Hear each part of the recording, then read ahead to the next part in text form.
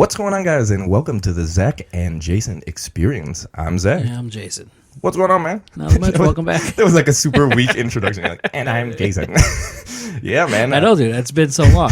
I forgot how to do this. I forgot my name. I forgot who you are. I was like, oh, man, I'm never going to make it back from California. We're never going to do another podcast So again. how was it, dude? How was the beach? Well, I never went to the beach. I was there for like 15 days, never went to the beach. I just pretty much worked the entire time, so it was good. Yeah. I mean, What'd you do? Work on... I did a new roof, so there's actually this company they supply the cheese for everywhere in the United States. So it comes from Plymouth, Wisconsin, the cheese capital of the world. Okay.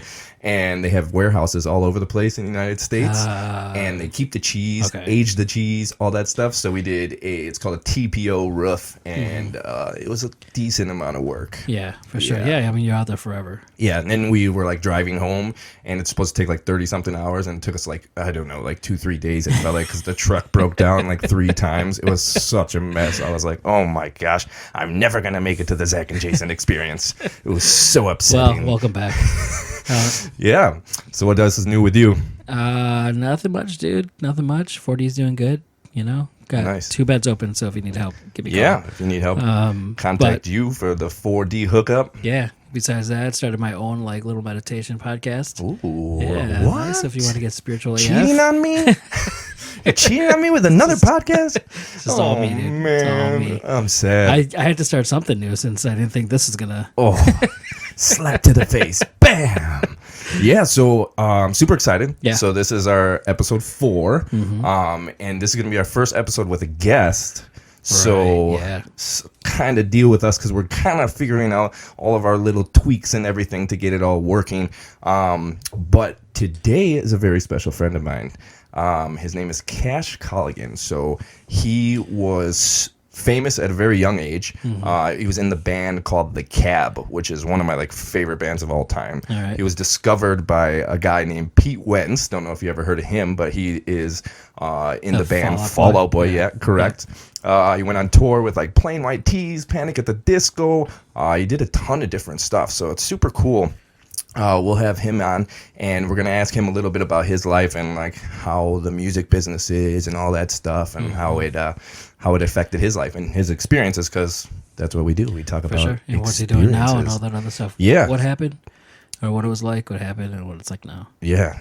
Now I know his life is totally different than it was before. Just like our lives are totally different. Like when I met him back in the day, it was my like wild days. Right. And like I'm excited to talk to him about like. So this is going to be weird because we're doing this like, he's not here. No, he's not here. So we're doing it over the phone. Yeah. So I'm going to work on getting him here. It's Facebook, right? Facebook Messenger. No, so if it sounds weird, you guys know why. Yeah, you know, like, you do know why. Yeah, because this is new. Yeah, dude. And we got like a new. I wish I could like. You're figuring it out. Oh, we do have another camera over there. I forgot about that one. That one is kind of showing like our new studio setup and everything that we got going on here. So it's kind of cool because I spent my day yesterday like getting this ready for us, and like I get like a little giddy schoolgirl when I like start doing our studio it does look stuff. Good, it looks real good. Like, and I'm so excited. Every time I come in here, it looks more and more professional. I know, like we're getting more professional, and that's the best part. Let's see if I can get him on the phone here real quick. He's in Vegas, so we're calling him. I think they're ahead of us or behind us. I don't remember. I don't know. Let's just hope he picks up. Yeah. Oh, telephone ringing. I hear it. Nice. Super nervous. That's super cool. First guess, nervousness. First guess, nervousness. He knows we're calling him, right? Yeah, he does know we're calling him, so I hope he answers. Hello. Oh my gosh. Cash I money. Actually answered. Dude. We're all doing the whole will he actually fucking answer the phone? Yeah, thing? we're like, I wonder, does he know if we're calling him or not? So I'm like, oh yeah, he knows we're calling him. Well, what city are you in? You said Waukee, Wisconsin. We're in even a thing. We're in Milwaukee, Wisconsin. Well, we're in Greendale, Wisconsin. It's like right outside Milwaukee. But I'm here with my buddy Jason. Say hi, Jason. Man? How's it going? Can you hear him at all? I think so. I'm going to go outside and put this phone on speaker and shit, but let's see. I think I can hear everybody just fine. All right. Cool. So, So you know just a little bit about our podcast, but we do a podcast about experiences in people's lives and how like everybody has different experiences in life and things of that nature, and like how they like make our lives different. Like a little bit about my life. I don't know if we used to be friends like a long time ago. Like we met each other. What year did we even meet each other? 2007. Ooh, yeah, that was a long time ago. Yeah. I was young. A few times there, but yeah, man, I don't really. It's weird because like I told you the other day, you meet a lot of people, bro. But like, man, meeting you, man, it was an everlasting impression, bro. Like I'll never forget a couple things that fucking were going down. Can I cuss, by the way? Is this you can keep it to a minimal, but it's all good. I will keep it to a minimal. They'll slip sometimes, but that's just more the vocabulary, I guess. So we did a little introduction about you before we called you, and so just so people know, like I met you when you were on tour with a band named The Cab. Correct? Wow, yes.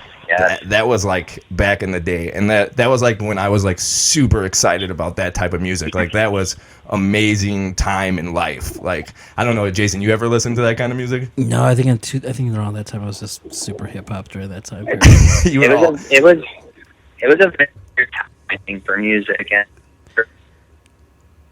right place, right time, right city, and you know, like we got very lucky, man. And it was cool to experience it while it lasted until it wasn't a thing. But I got to meet people like yourself, man, and that's the of it.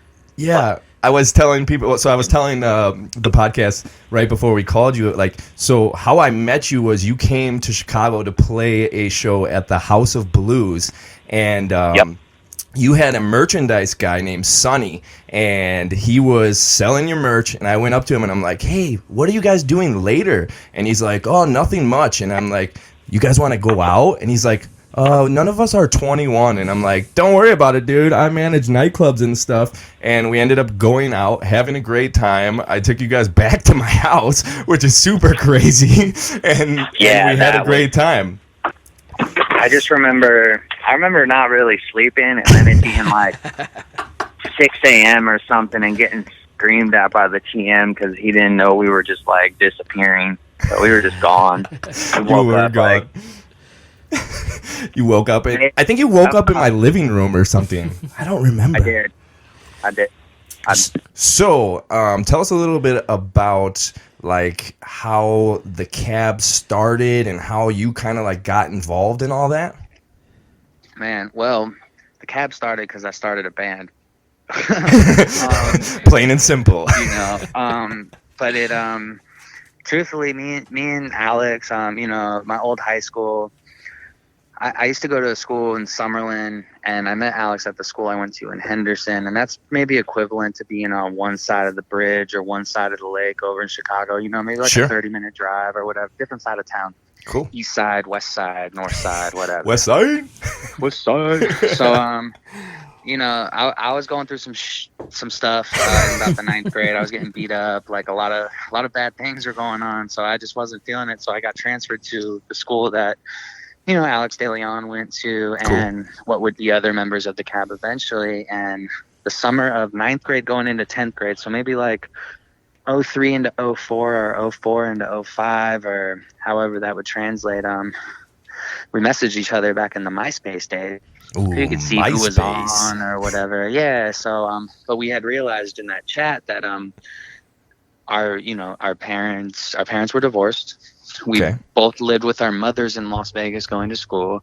In the summers, we would visit our fathers in Northern California really close. It just kind of had this weird, like almost the same life type of thing, kind of. Exactly. It gives you this clarity thing of just like, or like, hey, maybe, this dude feels what I'm going through or whatever. Sure. So you form a bond off that, and that bond was the band, cool. And that band was called The Cab, which is an acronym for the Cash and Alex Band, The Cab. Yeah. Wow. I never, I've been your friend for a long time, and I never knew that. Well, it wasn't talked about a lot too much because, I feel like even though there ended up being 3 Alexes and me in that band, it still just didn't really make sense to just you know, we never wanted to, you know, be like that. You know what I mean? Yeah. We never wanted to be like, this is our band. We wanted to be like, this is a band. So you're 9th, 10th grade, right? Started this band. Yep. It's pretty young. No. And yeah. When did it start taking off? Like when did it like blow up? Yeah. I say we were like, I remember specifically around my 18th birthday. So that was like March of 2007 is when we, Gym Class Heroes were shooting a music video for that song Close Off. It's Okay. the one where they're in Vegas, they're at the Palms, doing all this whatever. I think Pete was dressed like Elvis. And, you know, sure enough, we played an acoustic song in a room at the Palms, and it kind of just went down. And who discovered you? Panic at the Disco. Really? So it was actually Spencer and Ryan De Leon had ran into them at a show. Wow. And then I always like to use this acronym, like the curtains match the drapes. So they got a demo. Then they started diving into us a little bit. Then they came to a show, and that show just happened to be sold out because of, you know, the grind and the work we were putting in as kids. You know, we were filling rooms. Wow.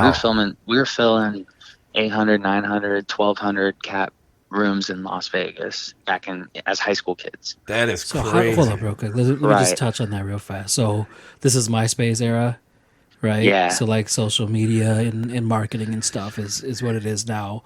Yep. How are you able to get that many people back then? Truthfully, when man, there was no real knowledge on what that looked like. Right, and it's funny we can touch on it later, but I actually do that now for a living, which is you know, search engine optimization and media marketing. So even back then, I mean, you know, you were good at that secrets. Stuff. Yeah, man. There's a program called eGatter where I was able to like target people from certain locations and bring them in. So like we were just building our online following in Vegas while everything was kind of. And there were a couple bands in town that were running that game too, you know. And Vegas is such a great town in general for like music and different things like that. Right. Like that was a perfect place to grow up and like have this opportunity to do that kind of stuff. At least back then too. And I mean, nowadays there's still some great artists out here, but back then, I mean, shit, it was the Killers, then Panic, then the Hire, and you know, the Cab, and then Imagine Dragons. Wow. Like, it was just this like things just kept coming out of Vegas for like a 2 to 4 year stint of just like, what's going on?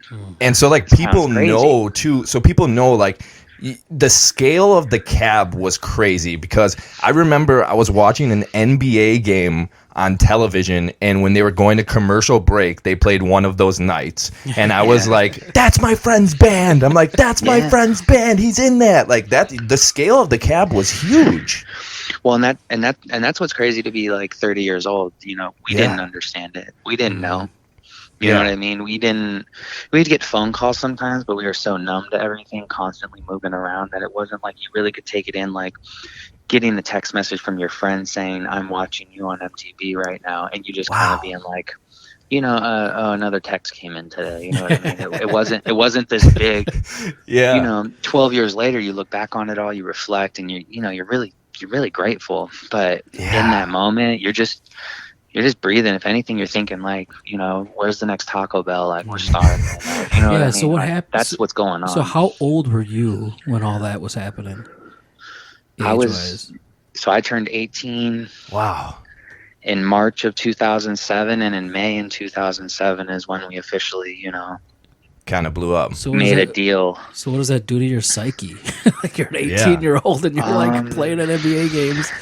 And it's wild. Like you said, the truth is it does nothing to your psyche. It's really weird. I think it hits some people differently than others. Mm-hmm. And, you know, and for the sake of this interview and just respect for whatever, just, you know, we'll just, you know, it goes one way or the other, I think. And some people were really just like missing home and like, you know, really, really missing their loved ones. I mean, on that first tour we went on, I mean, we got in a rollover van accident and almost died, you know? Mm-hmm. So it's like, you go through all these things where like half the time, you know, you just want your mommy or something, you know, you're not really thinking like, oh, I'm popular. You just like, and you lose a full sense of everything. Yeah, dude, you don't know anything. 18 years old. And I mean, what did Zach tell you? Like, hey, yeah, sure, we'll go hang out with you.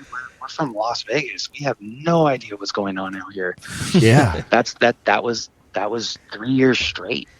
And I think like a lot of people, so like for instance, me growing up, like when I first met you guys, like I was kind of starstruck in a sense, like, because I was like, wow, these guys are like famous and like they were just playing on stage and all this stuff. But then, like, I saw you guys, and you guys are like, we're in a 15-passenger van, and you're like, we're sleeping in that van, and like, and I realized like that you guys were just like, you just were like normal guys, like. Yeah, and that's the weird context, I guess, with celebrity, because even today, you know, like normal is a weird word, or even just putting, you know, action verbs or whatever you need to on people to make them sound like certain whatevers. The whole thing just gets a little crazy, man. Yeah, and I think what I really liked about you, and what I've liked about you, like watching you from a distance too over the years, is like you're super down to earth. You have a lot of like great ideas, and like I look at you as a person that, like, you know, I knew as a younger teen. And then, like, you've grown into this man that, like, has a lot of knowledge and knows a lot of things. Do you think that, like, if you could do it all over again, would you do it at this age, or would you do it at the age that you were? I would, you know, that boils back to just the whole question, would you do anything different ever? Sure. And absolutely not. Yeah, it's experience. I think being thrown into the fire right after high school, like literally not even getting your whole like I think it was 2 weeks after we graduated high school, we hopped in a van and started playing shows in like Plano, Texas at skate parks in front of four kids. You know, we rolled right into it, man. And I think it does something to you psychologically. I think it changes you as a human being. I think it brings you somewhere you probably didn't want to go ever in your life, but you know, when it's over, you're thankful you went there, because, you know, 30 and I feel like I'm a little ahead of the curve, you know. Yeah, that's cool. So if you had to maybe like pick, I know it's probably hard, but what do you think the biggest thing that you learned from back then was? And like, you know what I mean, like what's the biggest thing that you took from that era of your life? Through the ups and downs or whatever had happened, I learned that, you know, me personally staying true to myself and my values, like, even though at the time it didn't make sense, not changing what you're about is like the most important thing ever. Wow. Yeah. That, right? I mean, that's awesome. You can't step over that line to be like, oh, just this one time, or, oh, let me like hurt someone's feelings so I can benefit. You know what I mean? Sure. Like having that type of wiring in your brain. Like, man, I'm just glad I never went down a slippery slope of like craving that success. You know what I mean? Yeah. Like I was cool to mid-headliner tour in front of 3,000 to 5,000 people just dipping out, you know what I mean? Yeah. And that's just because I, you know, wanted to keep myself grounded. So with that, I mean, without, I don't know, getting too much into like the, I don't know, usually I would imagine with the breakup of a band, there's some elements of negativity in there, right? But with you, like, what was the, from what I understand, you're the one who decided to leave. Right. You know, and I think regardless of what happened or what didn't happen or what was said, or, you know, like at the end of the day, you know, it's good for you to, you know, that phase. Yeah. You know yourself better than anybody else. Yeah. So that whole, you know, that's saying like you can live as many lifetimes as you want in one lifetime. Like I was able to just take a deep breath and realize, holy crap, dude, like you've been touring the United States, you went to Japan, you went to Canada, like all these weird things happened in 2 years. You played the Staples Center, sold out. Wow. You were on TRL. Dude, you did FNMTV as a host, like, and I got a list like that's 200, 300, you know, subtext long. Wow. And then you can just take that deep breath and you're like, all right, next one. So you talked about like being grounded and things like that. During that whole time, like just in the bands that you were in and different things like that, was the music industry like pushing you to change at all? And is that like what kind of like got you out of there and like was kind of opening your eyes that you needed to stay grounded? I suppose the safest thing I'll say is like, I feel like you know me as a person, you know, we're friends online. Yep. You see what my lifestyle is, and like, all I like to say is maybe like watch the bounce video or something. You know what I mean? After meeting everyone you met. Yeah. And understanding that concept is, you know, I'm not that guy. You know, I got into music truthfully to just want to like hang out with some of my boys and, you know, get dirty, get messy, have those crazy nights or whatever the case might be. You know, I didn't want to I was never there to put on a show other than the 30 minutes of me like being all about the people who paid good money to watch a good show. Yeah. That's the only show I ever put on. So in making that decision to, you know, to leave or try something new, I mean, with anybody, there's an element of fear, right? And for me, like, I've been paralyzed by fear. And to make, I mean, that's a pretty big leap. you know? Like, I want to give all this up and I'm going to do something new. Was there any fear involved in that, like, personally? Or were you just like, you know what, I'm good. I'm going to go and do this new thing? I think you gain, I think fear is important. And you almost... You have to be scared of something to do more than you thought you could have ever done, or to be something without a certain identity. Like my whole thing was like, you know, I didn't just want to be Cash from the Cab. Yeah. I wanted to be, you know, Cash Colligan, this guy, you know. You wanted to be you.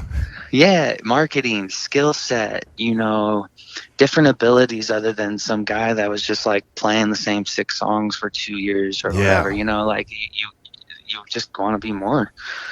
Yeah. So it's not really fear. If anything, I just like had a better resume at 20 years old. Like my job with the Cab led to an internship at a marketing firm, which led to a full-time salary position at the age of 20. You know what I mean? Like I'm 20 years old with a salary and insurance. Like you can't.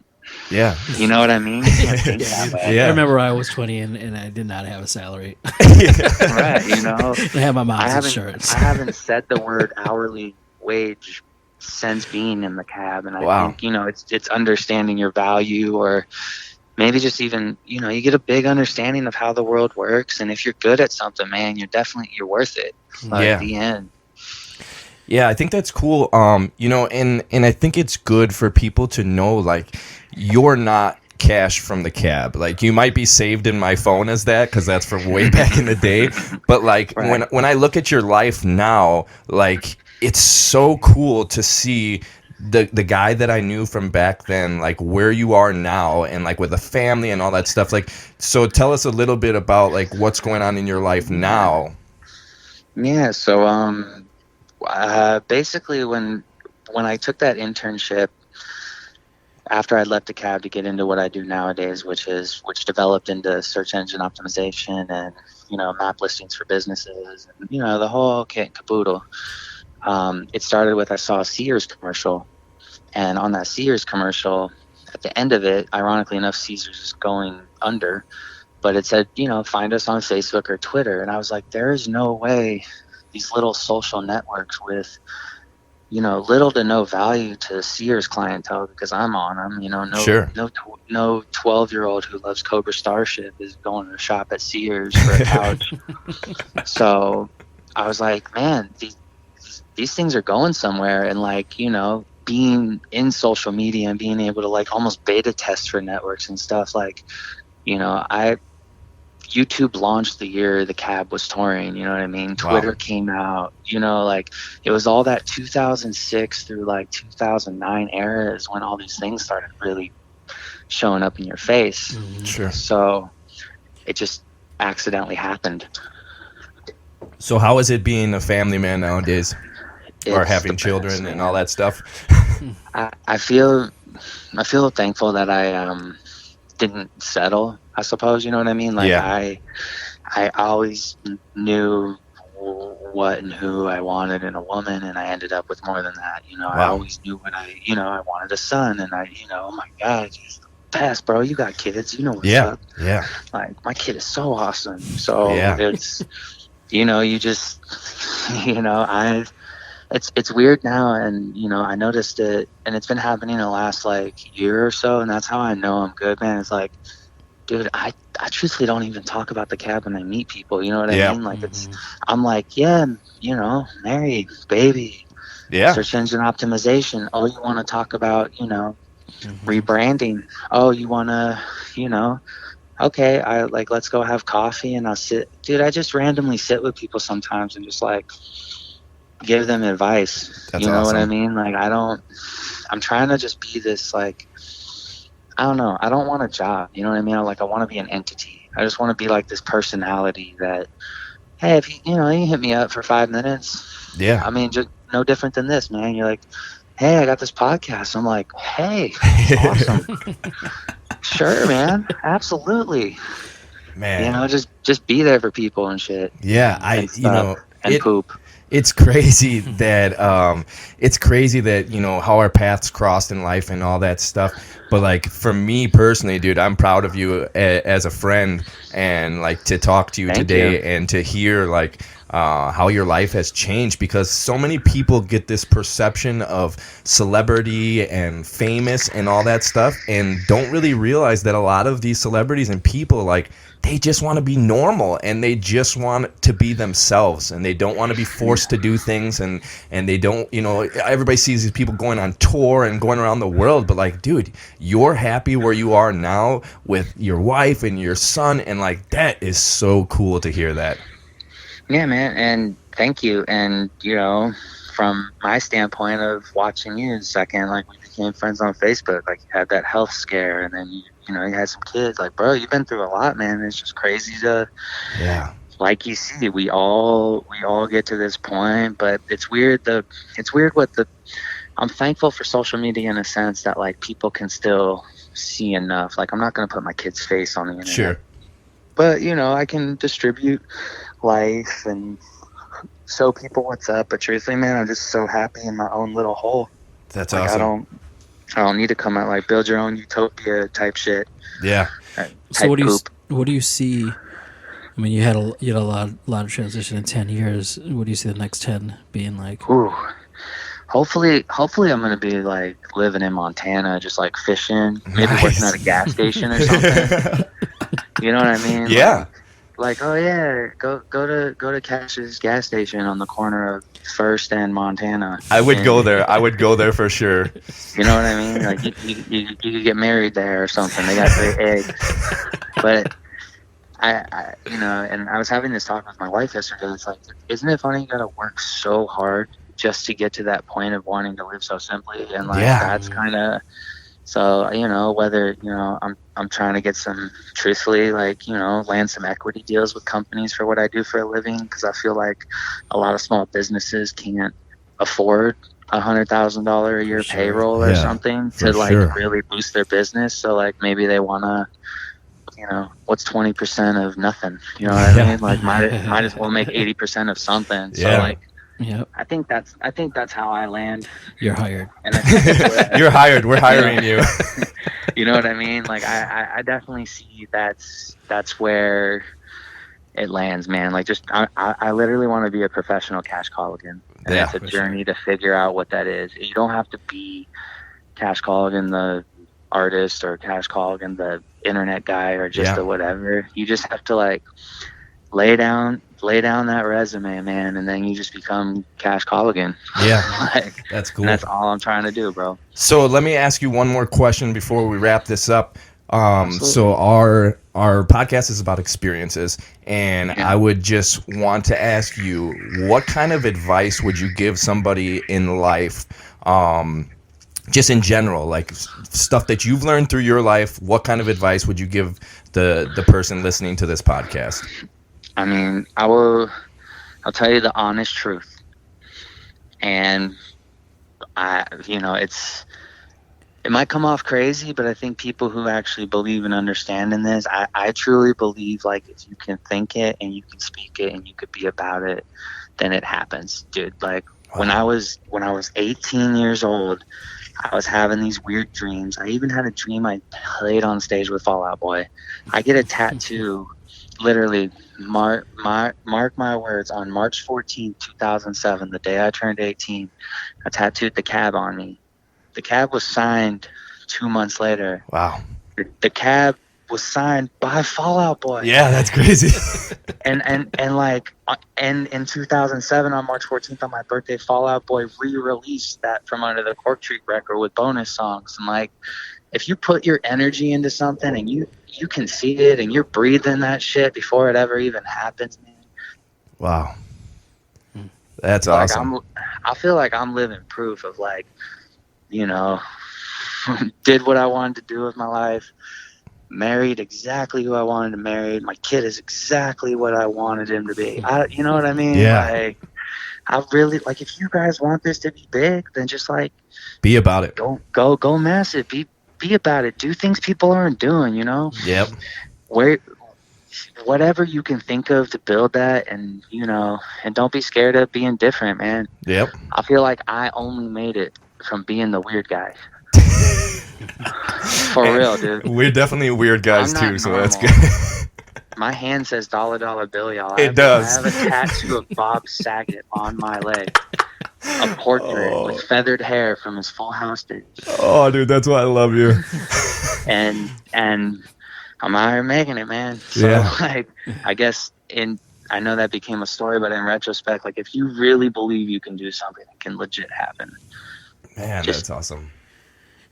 It's like a fact, and it's weird. You hear everybody say it. I don't know why people aren't believing it by now. Like, if you want to be a doctor, put in the word, you're a doctor. Yeah. Like, the end, you know what I mean? Conor McGregor, freaking living on food stamps in Dublin, Ireland. Wow. Yeah. Literally said, I'm going to be the best fighter ever. Yep. And granted, of rankings, it don't matter. He's going to go down. Yeah, he did what he did what he did, and that's crazy. He made $80 million whooping Cerrone's butt in one round. I was at that fight, by the way. It was great. That's awesome. Yeah. Well, man, dude, it's been a pleasure talking to you, no doubt. And absolutely. Yeah, we've learned a lot, and I think it's going to be really cool for our listeners to hear about this and hear about like your life and just like everything. It's a great story you have, and I just want to give you props on everything that you've done in life, and I wish and pray that you have continued success wherever you are in life. Thank you, sir. Yeah, y'all man, as thanks, well. Cash. And I'll visit you at your gas station. You guys can come to Vegas whenever you would like. You got a place to stay, food. Just let me know what's up. And then, on a side note, hit me up on the side, or if anybody ever wants to, I'll talk to whoever and let them know, like, if they're, what their business model is. Like, I'll give them free advice, man. I don't care anymore. Mm-hmm. We all should be getting ours. So sure, man. It. Thank you. Yeah, and I will hit you up later for sure. But that was Cash Colligan, man. Thanks. Have a great night. Thanks, dude. Thank you, fellas, for having me. Yeah. Thanks. Bye, man. Bye. Wow. That was a good one. Pretty cool, huh? Yeah. Look at you. You have friends, man. I do have friends. Wow. I do have friends and friends that have done things in life. Yeah. I was super excited to get him on the phone today. Yeah. Yeah. What did you get from that? Dude, it was just a good interview. I liked his humble approach. You know what I mean? Like his humble approach to life. Like, dude, he was just super down to earth. Yeah. Man.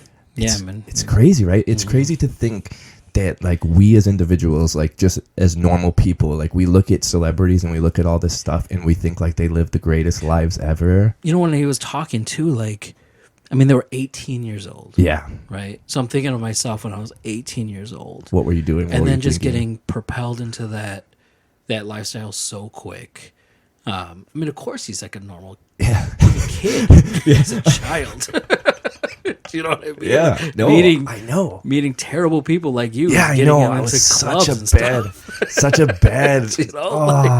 I think about it now, and I'm like, oh my gosh! Like I remember like my mindset when I was 20, and 18, and 19. Like I was a kid in my head. You know what I mean? And like he's having all these experiences, but I couldn't see. Like I mean, sure.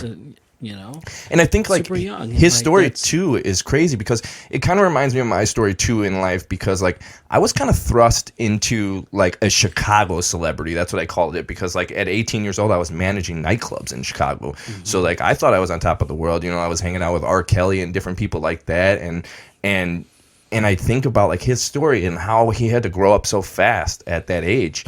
And I think about like me too. Like I grew up really fast, and I think like our our vision, both of us, like I'm so much happier now where I am, married with children, than I was when I was, I thought I was on top of the world managing these clubs and meeting all these celebrities and stuff like that. So it's super cool to hear that. Yeah, for sure. That was really good. Yeah, I liked it, dude. Yeah. Good guy. Awesome. So, we got a couple other guests coming up soon. You want to say anything about any of our other guests coming up? I'm not going to say anything. Don't want to jinx it because I don't know. We're so bad at planning. I don't know if you're going to go off to Montana or where you're going to go. I'm not going to say.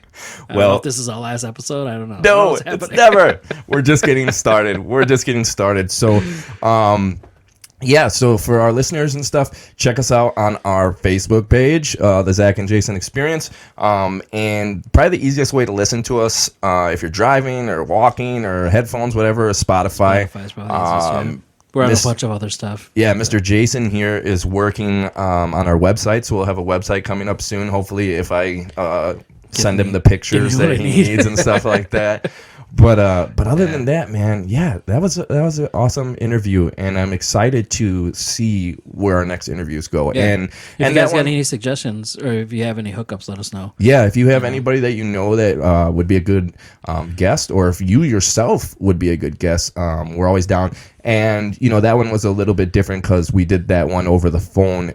He was coming from Vegas. Oh yeah, I need to explain that real quick. So somewhere in the middle of this recording, it gets really weird. Yeah, we had a couple dropped calls, things going on. Yeah, it was really weird. We had to call him on another phone, so you can hear his audio. At one point, he's breaking up, and you're gonna hear a nice clean version. Well, hopefully through editing, I'll make that all sound good. Yeah, hopefully. But if you're not that good, we're still learning. Still learning. You know what I mean? Still we're learning. Yeah, for sure. But yeah, so episode 4, that was great. In the bag. Welcome back. In the bag. Welcome back. To you too, to my house. Yeah, nice house, nice studio. Thanks. All right, everybody. Well, be sure to keep your head up and keep going in life. And like Cash said, man, be about it, do it, and live your life. I mean, if you want to do it, put your mind to it. Yep. All right. Talk to you guys later. Boom. Bye.